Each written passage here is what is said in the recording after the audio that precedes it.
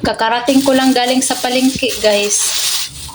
So, namili po ako kay ano po ako ng isda, mag tinolang isda po ako ngayon. So, yun po ang binili ko. Nagbili ako ng daon sibuyas, tapos nabili ako ng pag nito.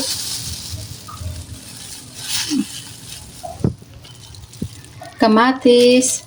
Tapos, nagbili ako ng sitaw kasi gusto ko lagyan ng gulay na sitaw yung tinola. Kasi sa probinsya ganyan kami. May halong kanya-kanya naman tayong kung ano yung gusto natin lagay sa tinola natin. Nagbili ako ng lemongrass, tapos limonsito, then isda din po. Ayan, yun nasa ilalim ng isda.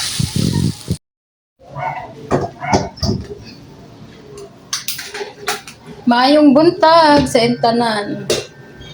Mga unta guys, lang isda guys. So, dito lang nilalagay. Kay saan lang ang platso. Right? So, lagay natin ng wow! Sarap. Ooh. Perfect.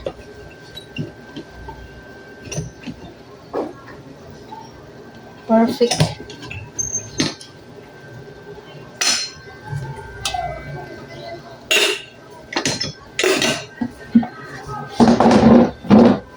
Super perfect.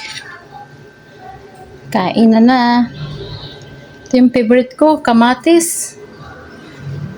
Kamatis ang favorite ko. Sobrang ahap. Sitaw.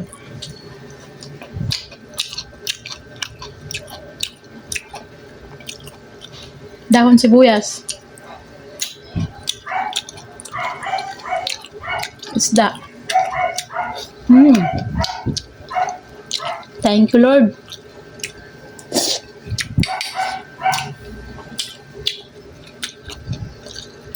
Kaya, ang nilagay ko sa tinula ay sitaw. Instead na udlot sa kamote,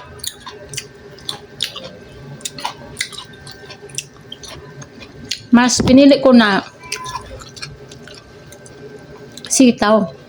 Kasi, ito yung kwento ko. Doon kasi sa probinsya, pag nagtinula yung mama ko, nalagyan niya ng sitaw. Kasi marami kami sitaw eh. Tapos, kangkong. Maraming kangkong doon sa palayan. Nagkunguha lang kami. Tapos, taga namin ng alugbati, okra. Yun.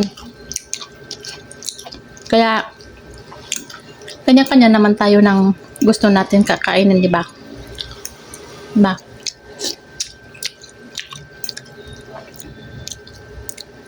Nagluto man ako para sa akin. Hindi man ako nagluto para sa iba. Ngam.